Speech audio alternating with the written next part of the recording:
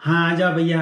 तो एक के बाद एक मकान खरीदने के बाद हमने सीखा कि यहाँ पे कनाडा और अमेरिका में मकान खरीदने की जो प्रोसेस होती है वो टोटल 11 स्टेप की प्रोसेस है। तो यह वीडियो में आपको स्टेप बाय स्टेप सभी स्टेपों में बताऊंगा कि ये प्रोसेस कब कैसे कंप्लीट होती है, और जो छोटी छोटी चीज़ और डिटेल मैंने एक्सपीरियंस किया है अपने मकान बाइंग प्रॉपर प्रोसेस में। और ये जो 7 या 8 अच्छी अच्छी रियल एस्टेट की किताब पढ़ पढ़ के मैंने जो सीखा है कैसे नेगोशिएट करें, कैसे कैसी प्रॉपर्टी ढूंढे, वो सब मैं छोटी छोटी चीज़ें आपको बड़ी अच्छी तरह समझाऊंगा भैया।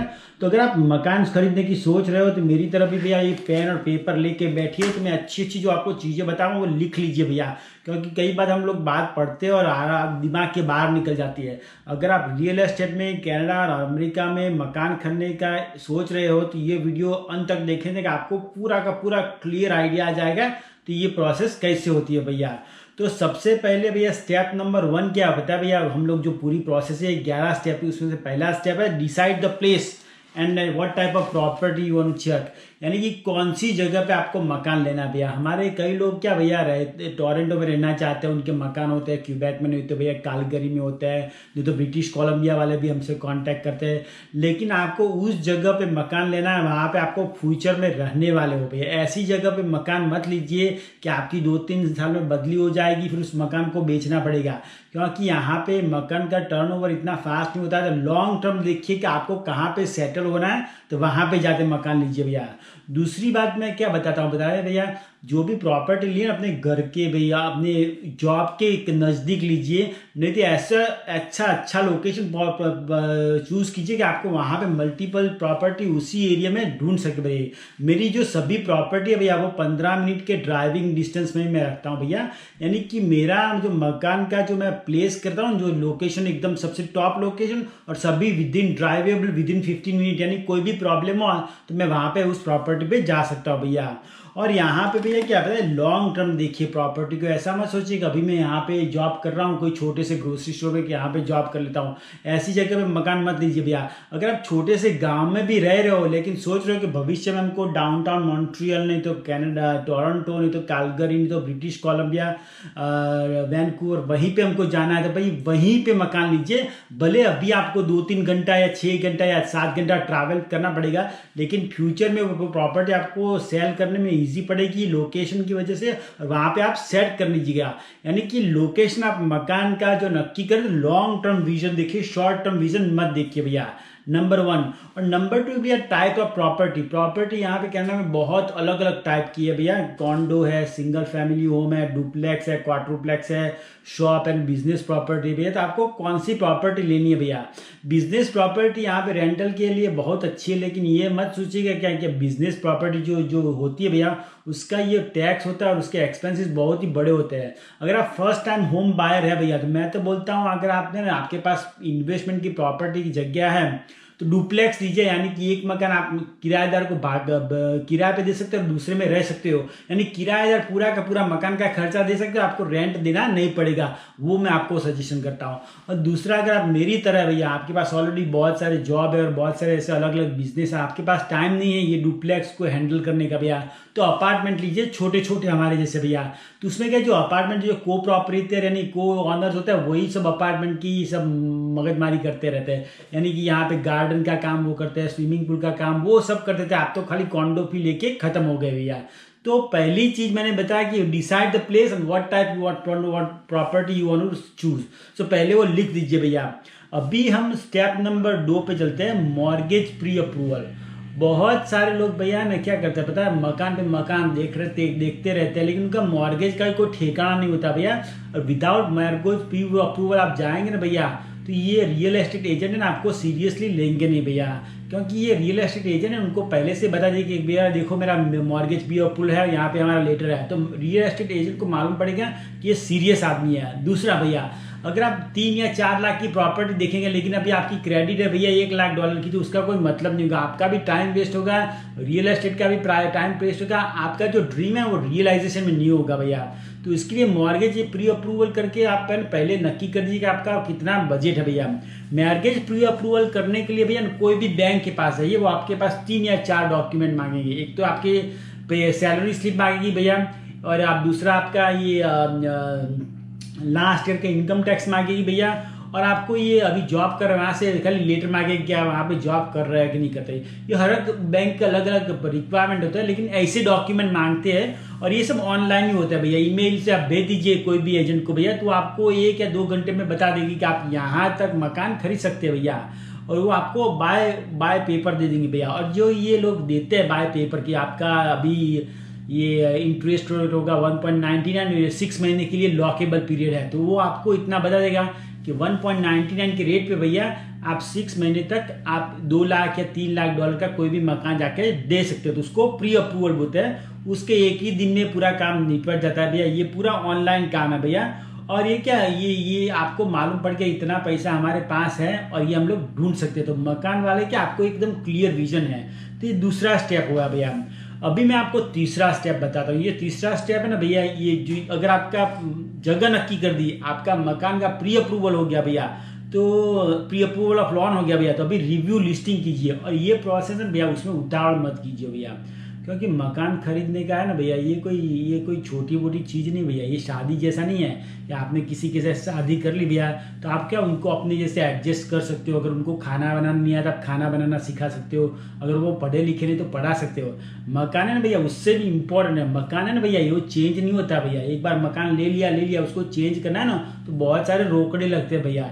यानी कि मकान खरीदना है ना शादी से भी बहुत इंपॉर्टेंट है, तो उसके लिए रिव्यू लिस्टिंग कीजिए। तो उसके लिए क्या होता है भैया, हर एक प्रोविंस में आप कनाडा में जाइए, अमेरिका में जाइए, ब्रिटिश कॉलोनी में या कहीं पे भी जाइए, नॉर्थ अमेरिका में भैया, मल्टीपल लिस्टिंग सर्विस यानी MLS बोलते हैं। उसमें बड़ी बड़ी वेबसाइट देखते हो। एक तो ये तो जीरो है अमेरिका में भैया, यहाँ पे कनाडा में रियल्टर है, क्यूबेक में सेंट्रिस है। तो उस वेबसाइट पे जाके अपने जो एरिया नक्की किया उसमें अपने बजट के हिसाब से देखिए कि कौन कौन सी प्रॉपर्टी अवेलेबल है भैया। और सुबह से शाम तक भैया है ना, एक पूरे दिन तो नहीं, सुबह में रोज 7 बजे उठ के देख लीजिए कौन सी प्रॉपर्टी में नई मार्केट में आई, अपने बजट में कितनी आई, और उसको लिस्ट में लिखिए भैया। तो आपको अंदाजा आएगा कि इस एरिया में इतने में प्रॉपर्टी मिलते हैं, इस एरिया में इतने में। अगर आप एक हफ्ता तक भी काम किया तो आपको अंदाजा आएगा तो ये प्रॉपर्टी इतने में मिलती है और इसकी ये इतनी इवैल्यूएशन होती है भैया। तो ये कीजिए भैया। एक बार आपका लिस्ट हो जाए भैया तो हर एक प्रॉपर्टी की जो आपको अच्छी लगी उसको साइड में दूसरे पेज पे लिखिए, और हर एक प्रॉपर्टी के पॉजिटिव और नेगेटिव पॉइंट लिखिए भैया। अब मैं आपको बताता हूँ पॉजिटिव और नेगेटिव पॉइंट कैसे होते हैं। जैसे किसी अपार्टमेंट में अपार्टमेंट बढ़िया है फर्स्ट क्लास, लेकिन इसमें पार्किंग नहीं है भैया। किसी अपार्टमेंट बहुत ही बढ़िया है लेकिन उसका रूफ सब खलास हो गया, उसका अलग स्पेशल आपको पैसा देना पड़ेगा अलग भैया। किसी अपार्टमेंट का एरिया बहुत ढीला ढाला है भैया। किसी अपार्टमेंट में पॉजिटिव पॉइंट क्या है, सब लगा हुआ है। ये अपार्टमेंट का ये स्विमिंग पूल है, जिम है, हीटिंग इलेक्ट्रिसिटी सब इंक्लूड, लेकिन उसका कॉन्डो फी है ना अपार्टमेंट का जो को ओनर्स फी उसका $700 पर महीना है, तो वो नेगेटिव है भैया। उसका को ओनर का फीस इतना सारा हो गया तो आप कहाँ से पैसे कमाएंगे भैया। तो ये रिव्यू लिस्टिंग कीजिए, कम से कम 1 हफ्ता करेंगे तो आपको आइडिया जाएगा। लेकिन मैं तो क्या बोलता हूँ बताइए, 1 महीने तक उसको रिव्यू खाली लिस्टिंग कीजिए कौन सा प्रॉपर्टी आपको क्या धीरे धीरे अंदाजा आ जाएगा कि कैसे मकान ले भैया। और मैं बताता हूँ भैया, अगर झोपड़पट्टी में 10,000 फुट का बंगला अच्छा है कि खाली 1 रूम का मकान बढ़िया से एरिया में मकान का अच्छा है, कौन सा है बताओ भैया। तो मैं बताना चाहता हूँ कि 1 ही रूम का मकान हो लेकिन लोकेशन बढ़िया, मैं उसको प्रीफर ज़्यादा करता हूँ भैया। झोपड़पट्टी में जाके आपने बहुत हवेली बना ली भैया तो उसको कोई खरीदेगा भी नहीं और उसकी कोई वैल्यू भी नहीं बढ़ेगी। तो ये आपको बहुत ध्यान रखना है भैया। और कीप द डायरी, जैसे मेरी है भैया ये रियल एस्टेट की डायरी है, मैं सबका सब लिखता हूँ भैया, ये बहुत जरूरी है। तो ये हुआ अपना स्टेप नंबर 3 भैया। अब जब हम लोग भैया चौथा नंबर के स्टेप पे जाने की शुरुआत करते हैं उसको बोले start showing and call the agent. अभी हम लोग है ना भैया 1 महीने के बाद करीब हम लोग शोइंग का शुरू करेंगे, यानी हम लोग एजेंट को कॉल करेंगे और आपको चोखा बता देना है मैं कैसे एजेंट को बात करता हूँ भैया। हम लोग ऐसे नहीं बताना हम लोग नए हैं, उसको पहले उठा के बता देना है कि भैया देखो मेरा लोन अप्रूव है, मेरे को इस एरिया में मकान देखना है और ये मेरे को मकान अच्छा लगता है। मैं अगर एक बार वीडियो बनाऊंगा तो मैं एजेंट से कैसे बात करता हूँ, direct straight to the point. और उसको बता देना है मेरा प्री अप्रूवल है भैया और मेरे को ये प्रॉपर्टी देखनी है, तो वो बताएगा। और उसको फोन पे ही सब इन्फॉर्मेशन ले लीजिए भैया कि इसका म्यूनिसिपल असेसमेंट प्राइस कितना है। म्यूनिसिपल असेसमेंट प्राइस यानी कि कैसा होता है भैया, यहाँ पे जैसे अपने इंडिया में बाटा का जोड़ा यानी शूज लिया तो उस पर 999 ऐसा टिकड़ी लगा हुआ है था। हर एक चीज की कीमत होती है। यहाँ पे ऐसे ही कनाडा और ऑस्ट्रेलिया, कनाडा और अमेरिका में ना हर एक मकान का प्राइस म्यूनिसिपैलिटी ने तय किया होता है और वो ऑनलाइन लिस्टिंग पे है। तो वो पूछिए भैया कितने टाइम से ये प्रॉपर्टी मार्केट में लिस्टिंग में है भैया, अभी तक क्यों नहीं बिकी है, और एजेंट को सीधा सीधा सवाल पूछे कि ये प्रॉपर्टी उसने बेचने क्यों रखी है भैया, उसको क्यों आधी रात को इतनी चूल लगी कभी कि उसको बेचने लगी है। सीधा सीधा सवाल पूछिए, अभी तक इसकी कितनी विजिट हुई भैया, ये पूछना है आपको। कितना ऑफर आया, कौन सा मैक्सिमम ऑफर आया, ये बताएगा, लेकिन पूछने में कोई नहीं था। तो ये सारे सवाल पूछिए भैया। और ये प्रॉपर्टी का है ना भैया, विजिट करने का आप अपॉइंटमेंट लीजिए, और अपॉइंटमेंट शाम को मत लीजिए भैया, सुबह से ना, या मैं तो 2 या 3 बजे से पहले ही सब अपॉइंटमेंट रखता हूँ, यानी डे लाइट में क्या आपको सब मालूम पड़े भैया। अंधे में रखोगे कोई फायदा नहीं है भैया।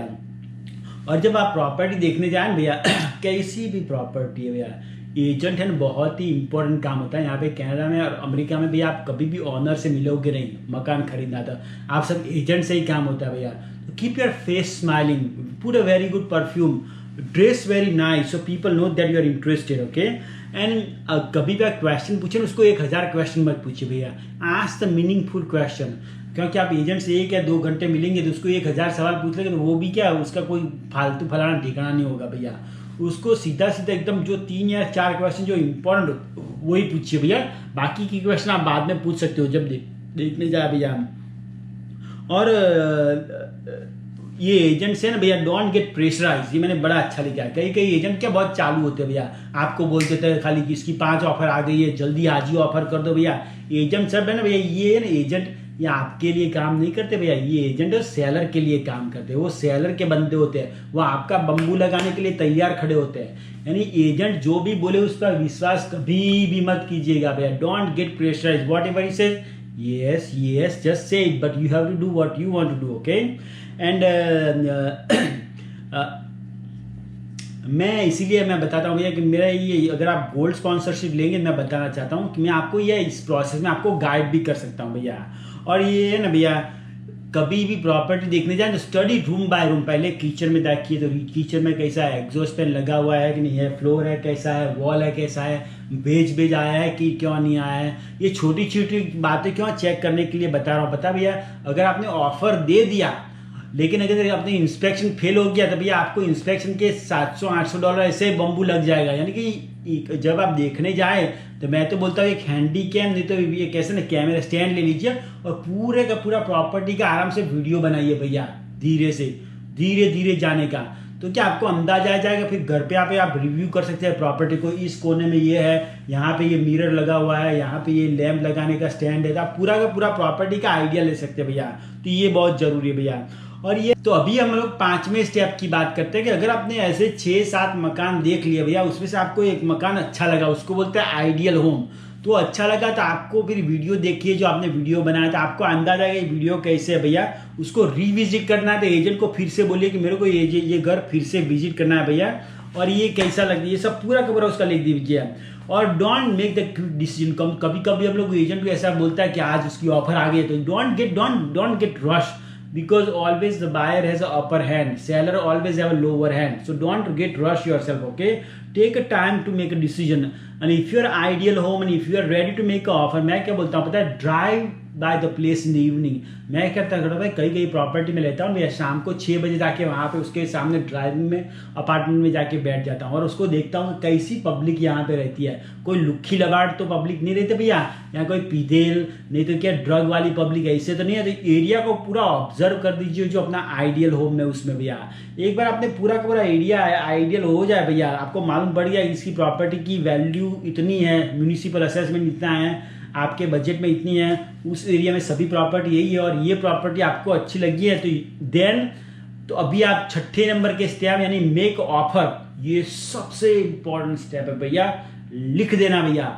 यहाँ पे ना ऑफर दिया ना अपने आपने हाथ काट के दे दिए, यानी कि you are obliged by the law to buy this property, okay, and this is a very important document in buying the house भैया। मेरे को भी है ना भैया ये ऑफर दिया ना, मैंने भी पहले शुरू में 2-3 गलतियां की थी। मैं बताता हूँ, ये एजेंट बड़े चिकड़ूते होते हैं भैया, आपका बम्बू लगाने के लिए तैयार होते हैं। मैंने अपनी गलती से मैंने सीखा है, don't be fool with the agent smile and buy its innocent, because agent is not there for you, agent is there to help the seller, okay.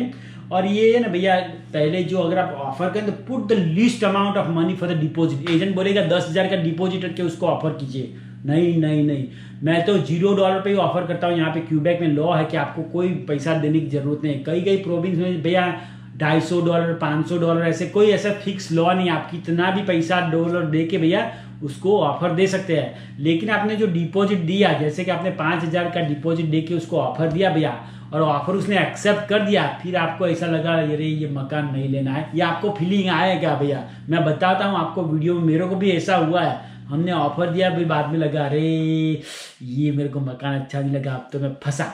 अगर फंसे ना भैया तो ये 5,000 आपने डिपॉजिट लिया ना, तो आपका चला जाएगा। यानी कि give the minimum amount of decide भैया, minimum amount of deposit if it's possible भैया।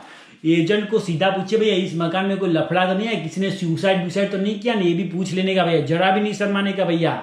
और भैया ना भैया, कोई भी ऑफर मैं करता हूँ उसमें एस्केप रूट, यानी कि उस ऑफर में से निकालने के रास्ते रखता हूँ, और मैं आपको बताता हूँ उसमें रास्ते क्या क्या है।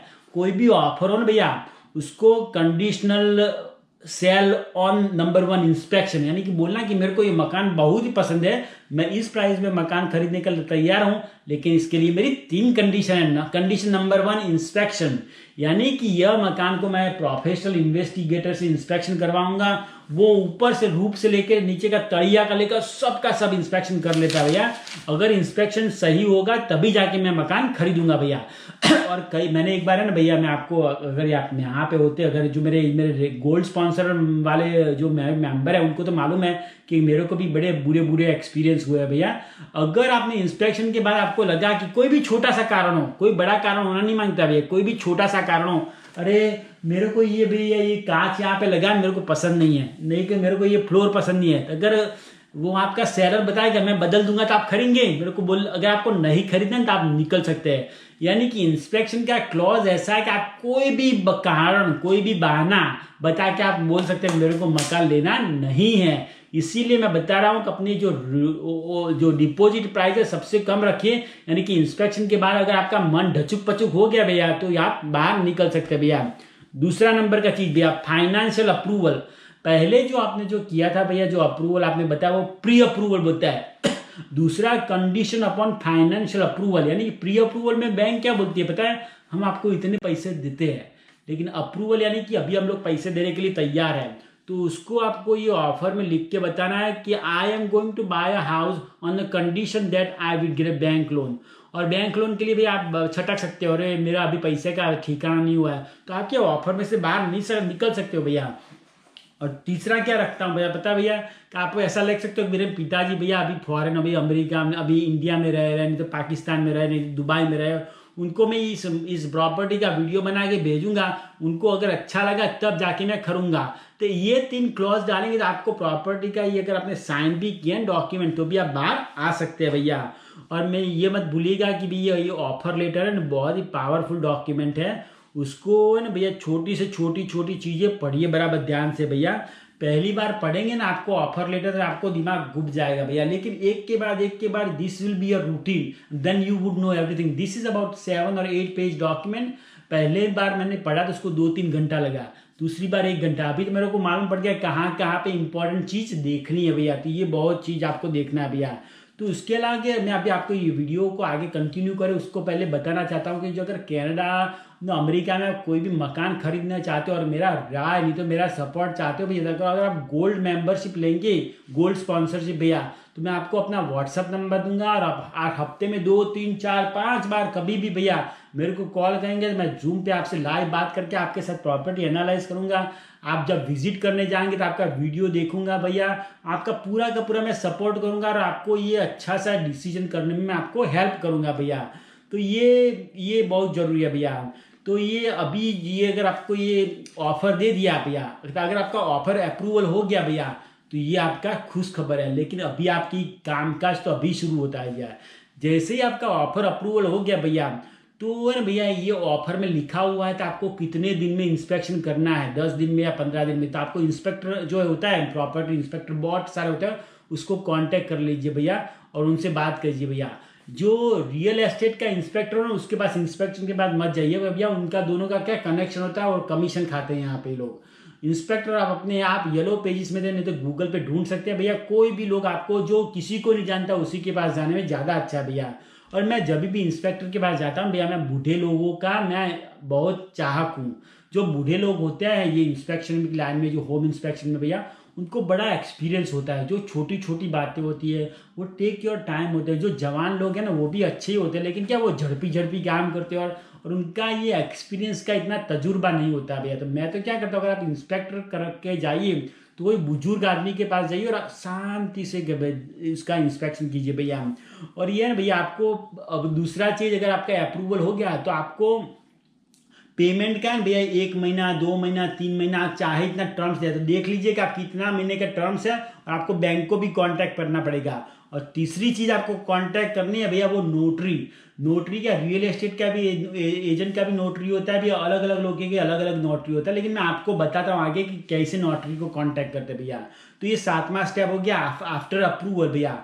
अभी जो 8वां स्टेप है वो मैं आपको इंस्पेक्शन के बारे में बताता हूँ।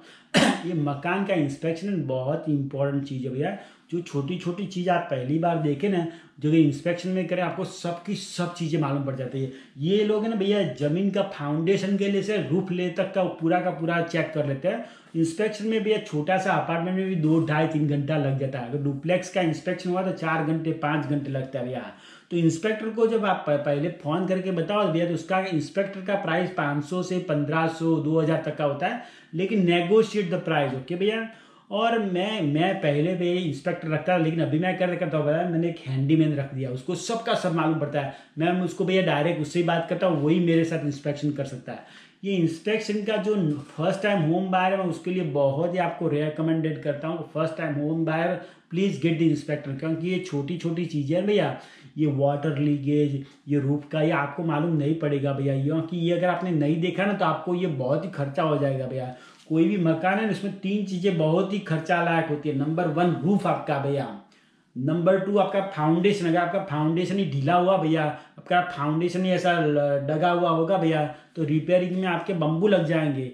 यानी रूफ, फाउंडेशन, और तीसरा जो है वो मोल्ड, यानी कि मोल्ड का प्रॉब्लम है तो मकान में बहुत लोचा होता है भैया।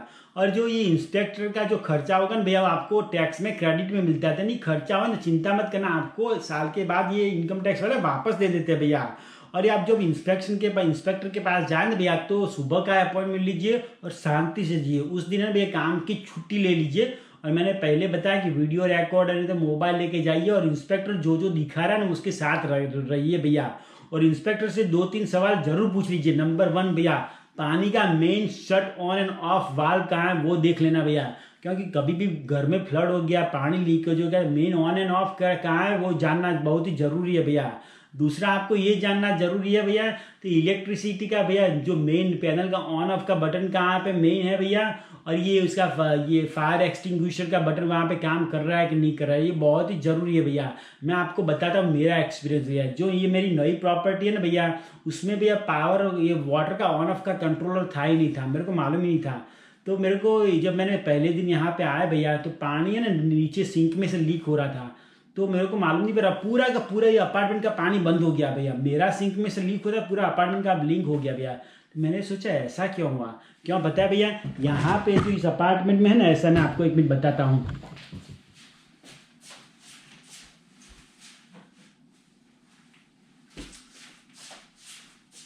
ऐसा सेंसर है भैया, ऐसा, यानी कि कोई भी वाटर में भैया यहाँ पे नीचे पानी जरा भी छुएगा ना भैया, तो ऑटोमेटिक पूरा का पूरा अपार्टमेंट का पानी बंद हो जाएगा। और ये बड़ी अच्छी सिस्टम है, ये मेरे को मालूम नहीं था। यानी कि depends on your property, but ये छोटी छोटी चीज़ें आपको जानना बहुत ही जरूरी है भैया।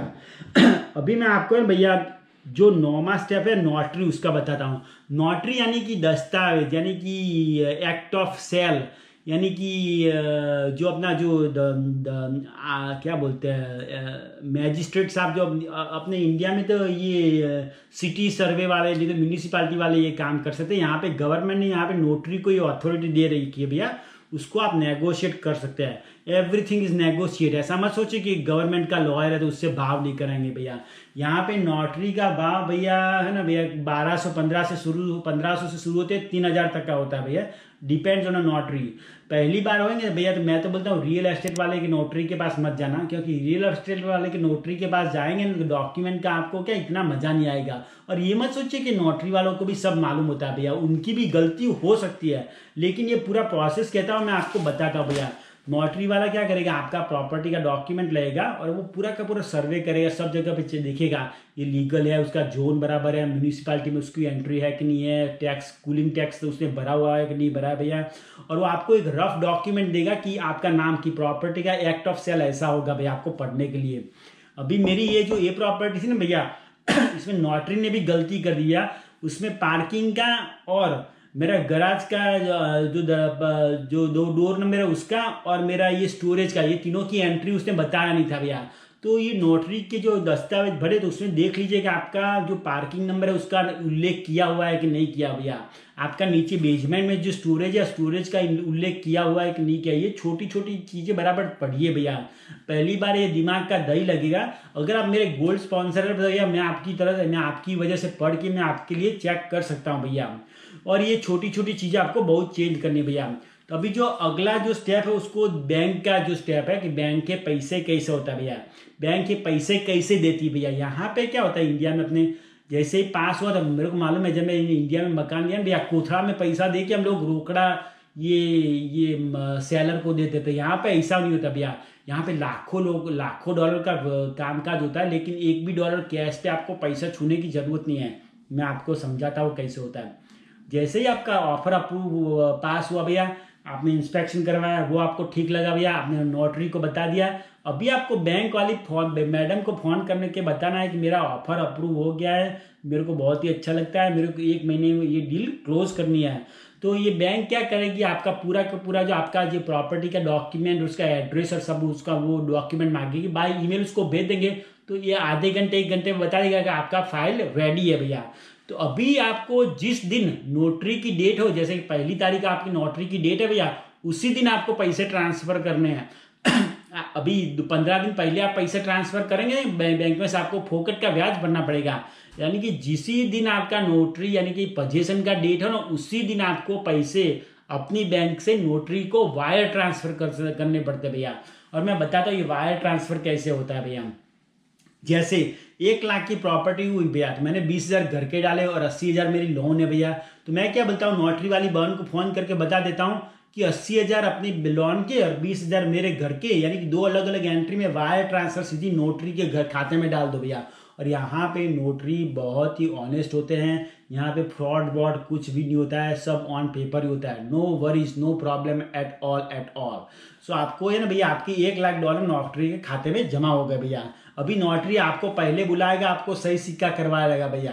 आप घर पे जाएंगे तो उसके बाद जो सेलर होगा उसको बुलाएगा। यहाँ पे कनाडा में सेलर और बायर का डायरेक्ट फेस टू फेस कभी भी बातचीत नहीं होती है भैया, ये आपको ध्यान में रखना है। तो फिर आपको वो बायर सेलर को बुलाएगी, उससे सही सिक्का करवाएगी और उसके बाद उसका जो आपका जो वो ना उससे की ले लेगी भैया। यानी कि जो आपने जो पैसे बैंक में, बैंक से पैसे नोटरी के पास जाएंगे और नोटरी वो पैसे उसका चेक बना के सीधे वो पैसा सेलर को दे देगी और उसकी चाबी हाथ में आ जाएगी भैया। अभी मैं आपको बताता हूँ भैया, ये चाबी में भी बड़ा लफड़ा काम काज है, मैंने ये सीखा भैया। चाबी की कीमत यहाँ पे क्या भैया, कोई अगर आपने वॉलमार्ट में नीचे सादी सीधी चाबी बनाई भैया तो आपको $2-5 में बन जाएगी। ये मेरी ज़्यादातर जो प्रॉपर्टी है भैया मेडिको की प्रॉपर्टी है। मेडिको यानी चाबी की कीमत $150 होती है भैया, $250 खाली एक चाबी की कीमत। बताओ क्यों? क्योंकि यहाँ पे कई चाबी है ना नॉन डुप्लीकेबल, यानी कि उसको डुप्लीकेट नहीं करना, उसको यहाँ पे लिख रखा है। अगर आपकी चाबी गुम हो गई ना, आपको चिंता करने की कोई ज़रूरत नहीं है भैया, क्योंकि उसको डुप्लीकेट कोई करने वाला उस पर कुछ लिखा भी नहीं होगा भैया। तो ये ऑथोराइज लोग हैं ना, वही लोग चाबी बना सकते हैं। तो जितनी भी चाबी हो सके वो आपको कलेक्ट करनी है। चाबी ज़्यादातर भैया हर एक मकान की 2 या 3 चाबियाँ होती है। मैं तो हर एक मकान की 4-4 चाबियाँ रखता हूँ भैया। मेरे हाथ में प्रॉपर्टी आ जाए, मैं क्या 1-2 सेट अलग ही बनवा देता हूँ।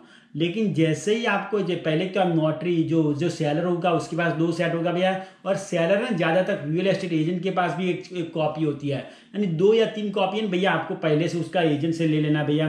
When you go to notary to pick up the documents, normally अगर आपने साइन किया तो आपको पूरा फाइनल कॉपी में 1 या 2 हफ्ते के बाद आपको नोटरी फोन करके बताएगा कि अभी आपकी डॉक्यूमेंट रेडी है भैया। यहाँ पे म्यूनिसिपालिटी नहीं तो ये स्कूल टैक्स में उसको चेंज होने में करीबन करीबन 6 से 7 हफ्ता होता है। उसके बाद प्रॉपर्टी आपके नाम हो जाएगी भैया, लेकिन उसी दिन आपको पोजेसन यानी कि आपको चाबी मिल जाती है ये नोटरी भैया। मैं एक बढ़िया सा फोटो खींचिए और नोटरी के साथ संबंध बड़े अच्छे बनाइए भैया। और मैं तो क्या करता हूँ, जब भी प्रॉपर्टी लेता हूँ भैया, मैं 3 आदमी को 3 शराब की बोतल भेजता हूँ। पहले भैया जो अपना नोटरी है मैं एक ही बहन से नोटरी करवाता हूँ हर बार, क्योंकि पता है भैया मैं क्यों करता हूँ हर बार, उसको मेरे को मालूम है पूरे गांव में सबसे महंगी नोटरी है, लेकिन क्या ये बूढ़ी औरत है उसको सभी लॉ की बड़ी अच्छी जानकारी है। और कभी मैं उसको फ़ोन करूँ उसका सेल फोन नंबर मेरे को डायरेक्ट लगा है, मैं रात को 2:30 बजे उसको बताऊँगा तो वो बताएगा कि इसको ये नहीं इसका ये होता है। यानी कि नोटरी के साथ रिलेशन रखना बहुत ज़रूरी है। मैं रात को 2:30 बजे फ़ोन नहीं करता हूँ भैया, मैं तो ऐसे बता रहा हूँ कि आप कभी भी फ़ोन करें सैटरडे संडे तो भी ये मेरे को ये अच्छी तरह जानकारी देते हैं। यानी नोटरी को एक शराब की बोतल देता हूँ, दूसरी शराब की बोतल में अपने बैंक वाले जो जो जो बहन होती है जो लोन वाली, वो हर बार बोलती है बोले भैया मत दो, तो भी हम लोग तो अच्छी सी बढ़िया सी शराब की शीशी दे देते हैं, क्योंकि ये छोटी छोटी चीज़ें बहुत काम करती है भैया। तो मेक अ गुड रिलेशन, क्या कि 15, 20, $25 की शराब की शीशी देने से भैया संबंध अच्छे बनते हैं ना, तो बहुत जरूरी होते हैं भैया। और जो तीसरी चीज मैं शराब की शीशी में भैया रियल एस्टेट एजेंट को नहीं देता भैया, पता है क्यों भैया, कि रियल एस्टेट एजेंट हर बार मैं चेंज करता रहता हूँ, उससे मैं मिलने वाला ही नहीं हूँ। मैं जो तीसरी शराब की शीशी जैसे मैं अपने अपार्टमेंट में आया तो जो अपार्टमेंट का जो प्रेसिडेंट नहीं तो जो मेन होता है भैया उसको जाके मैं पहले ही बता देता हूँ कि शराब की शीशी देता हूँ, बोलता हूँ कि आपकी प्रॉपर्टी में मेरा ये अपार्टमेंट नंबर है और मैं आपका नया को ऑनर हूँ भैया। तो कीप द गुड रिलेशन, क्योंकि आप प्रॉपर्टी में हो नहीं हो भैया तो ये रिलेशन आपके अच्छे रहते हैं भैया। तो ये बहुत ज़रूरी है भैया। तो अगर आपने ये पोजीशन ले लिया तो पोजीशन के बाद आपको क्या क्या चेक करना है पता भैया, सब चाबी ले लेनी है भैया, डॉक्यूमेंट आपके 1 या 2 हफ्ते के बाद के सब डॉक्यूमेंट आ जाएंगे भैया, आपका नेम चेंज 7 या 8 हफ्ते के बाद नॉन नेम हो जाएगा भैया। और अगर आप मेरी तरह रेंटल वाले हैं भैया तो मैं तो ज़्यादातर क्या करता हूँ पता है भैया, सभी प्रॉपर्टी फुली फर्निश रेंटल करता हूँ। फुली फर्निश यानी बेड दे देता हूँ, ये स्टोव दे देता हूँ, एयर कंडीशनिंग, टीवी फीवी फलाना ढिकना सबका सब दे देता हूँ भैया। और इससे क्या मेरे को 5-6 हज़ार ज़्यादा खर्चा होता है, लेकिन 5-6 हज़ार खर्चा करने से भैया मेरा रेंट या 300 या $400 बढ़ जाता है भैया। यानी सोच लीजिए खाली 5,000 के इन्वेस्टमेंट में मेरे को एक ही साल में मेरा पैसा 5,000 वापस आ जाता है। और कोई भी यहाँ पे जो नए आदमी आए भैया उनको ये पूरा अच्छा लगता है भैया। तो इसके अलावा भी मैंने कनाडा की बहुत ही अच्छे अच्छे वीडियो बनाए। अगर आप कनाडा में मकान लेने की सोच रहे हो भैया, आपको अंदाजा नहीं आ रहा है क्योंकि मकान लेना बहुत ही बड़ा डिसीजन होता है भैया, अगर आप अच्छा डिसीजन नहीं बना रहे हो, आपको मेरी मदद की जरूरत है भैया, तो आप नीचे आके गोल्ड स्पॉन्सरशिप लेंगे भैया तो मैं आपको डेली कभी भी आप मेरे को फ़ोन करेंगे तो मैं आपको व्हाट्सअप पे नहीं तो जूम पे हम लोग मैं मिल सकता हूँ भैया। आपकी प्रॉपर्टी मैं चेक कर सकता हूँ कैसे उसको इवेल्युएट इसका कितना नेगोशिएट करें। आप नेगोशिएटर में भी डेली मैं आपको सपोर्ट कर रहा हूँ कि आपकी जो रियल एस्टेट एजेंट है मैं उससे बात कर सकता हूँ आपके लिए भैया। आपकी ये छोटी छोटी चीज़ों में आपको हेल्प करूँगा भैया, तो वहाँ कर सकते हैं भैया। तो वीडियो देखने के लिए बहुत बहुत शुक्रिया भैया। अगर आपका कोई भी सगा संबंधी फ्रेंड और कोई अमेरिका कनाडा में रह रहा है और मकान खरीदने की सोच रहे भैया तो ये वीडियो उनको भी भेज दीजिए कि घर पे बैठ के वो पूरा का पूरा अंदाज ले सके भैया कि मकान खरीद कैसे भैया। यहाँ पे मकान खरीदना बहुत ही ईजी है। अगर आप परमानेंट रेसिडेंट नहीं तो लॉन्ग टर्म यहाँ पे रहने की सोच रहे भैया तो अपने पैसे किराए में मत डालिए भैया। Putting the money as a rental it's like putting your money flushing your money down the toilet, यानी कि पैसे अपने टॉयलेट में डालने जैसा है भैया। यहाँ पे आप रहने वाले हो तो कृपया मकान खरीद दीजिए। और यहाँ पे रियल एस्टेट में इन्वेस्टमेंट करने से भैया बहुत ही ईजी है, इतना हार्ड नहीं है। आप आराम से यहाँ पे एक के बाद एक मकान खरीद सकते हैं भैया। जब हम इंडिया में थे तो सोच रहे थे कि भैया परदेश में मकान लेना कितना हार्ड है, कोई हार्ड नहीं है भैया, सुपर इजी है एकदम। तो वीडियो अच्छा लगे तो लाइक कीजिए भैया, उसे फेसबुक नहीं तो व्हाट्सएप पे शेयर भी कर दीजिए भैया। तो वीडियो देखने के लिए आपका बहुत बहुत शुक्रिया भैया। आपका परदेसी भाई का आपको यहाँ से मेरा सलाम।